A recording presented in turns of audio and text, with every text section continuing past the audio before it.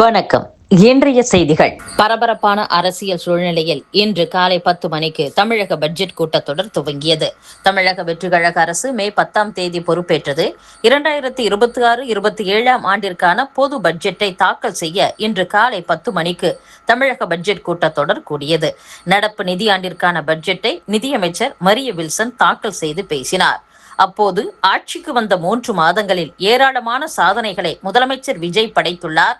தாவேகவின் வெற்றி ஒரு தனிப்பட்ட வெற்றி அல்ல, தமிழக மக்களின் வெற்றி. பல்வேறு சூழ்ச்சிகளை எதிர்த்து ஜனநாயகனாக இந்த சபையில் நமது முதல்வர் அமர்ந்துள்ளார். ஆட்சிக்கு வந்து 3 மாதங்களில் ஏராளமான சாதனை செய்துள்ளார். நெஞ்சில் குடியிருக்கும் தமிழ் மக்களுக்கு பல்வேறு திட்டங்களை செயல்படுத்தி வருகிறார். வளர்ச்சியே அரசின் லட்சியம். 2036ஆம் ஆண்டிற்குள் 1.5 டிரில்லியன் பொருளாதாரத்தை அடைவதே இலக்கு. கடந்த 5 ஆண்டுகளில் 2 மடங்காக உயர்ந்துள்ளது கடன். அனைத்து தரப்பினரையும் உள்ளடக்கிய வளர்ச்சியே அரசின் லட்சியம். உண்மையான சமூக நீதியை கொள்கையாக தாவேக அரசு கொண்டுள்ளது.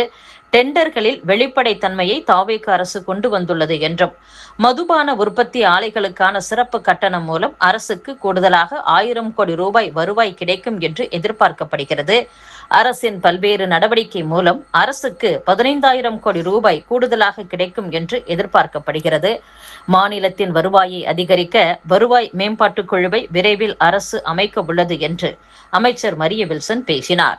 அத்துடன் வேளாண் துறைக்கான தனி பட்ஜெட் நாளை தாக்கல் செய்யப்பட உள்ளது. வேளாண் அமைச்சர் வினோத் வேளாண் துறைக்கு தனி பட்ஜெட் தாக்கல் செய்ய தயாராகியுள்ளார். முதலமைச்சர் விஜய் ஒப்புதல் பெற்று பட்ஜெட்டிற்கு இறுதி வடிவம் கொடுக்கப்பட்டுள்ளது.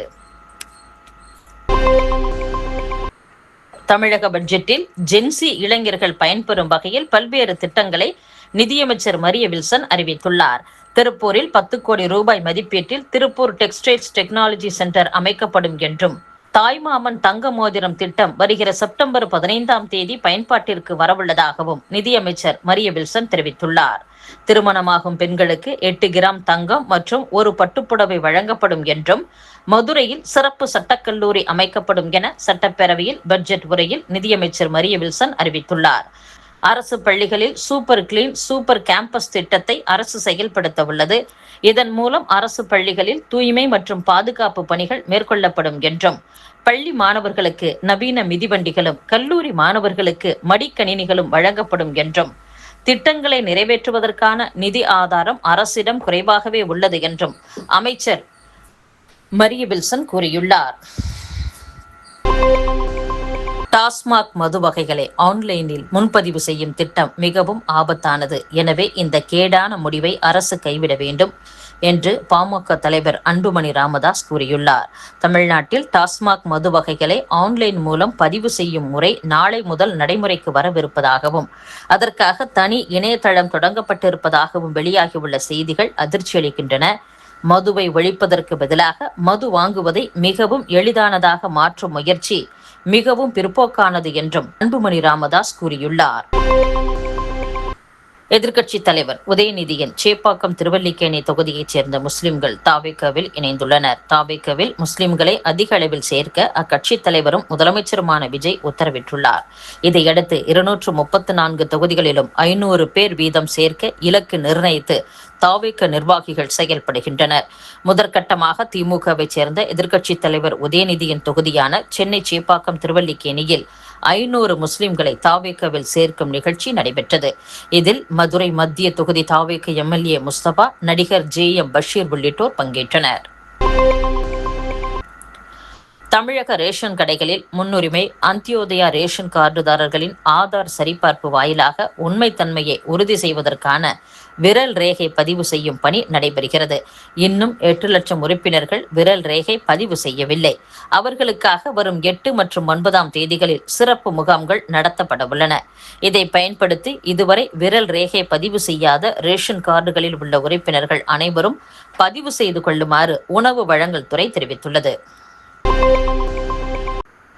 மதுக்கடைகளில் உள்ள மதுபான வகைகளை மது பிரியர்கள் மொபைல் போன் செயலியில் தேர்வு செய்து பணத்தை டிஜிட்டல் முறையில் செலுத்தி மதுக்கடைகளில் வாங்கிக் கொள்ளும் திட்டத்தை டாஸ்மாக் தொடங்க உள்ளது.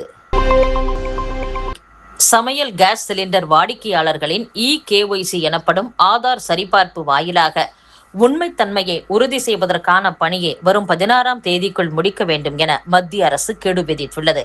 Indian oil, Bharat petroleum, Hindustan petroleum ஆகிய எண்ணெய் நிறுவனங்கள் வீடுகளுக்கு 14.20 கிலோ எடையில் சமையல் கேஸ் சிலிண்டர்கள் விற்கின்றன.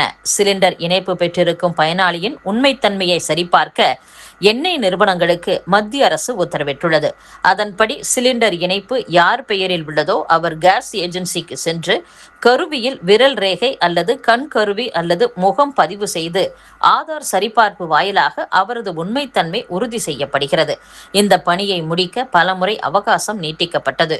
எனினும் மொத்தம் உள்ள 2.40 கோடி வாடிக்கையாளர்களில் இன்னும் 15% பேர் அந்த பணியை முடிக்காமல் உள்ளனர்.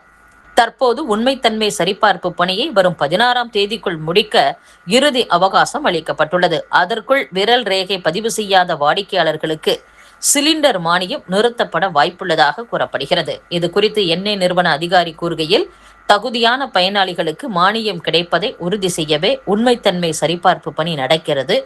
எனவே இதுவரை அந்த பணியை முடிக்காதவர்கள் ஏஜென்சிக்கு சென்று விரல் ரேகையை பதிவு செய்ய வேண்டும் என்று கூறியுள்ளார். இத்துடன் செய்திகள் நிறைவடைகின்றன. மீண்டும் நாளை சந்திப்போம். வணக்கம்.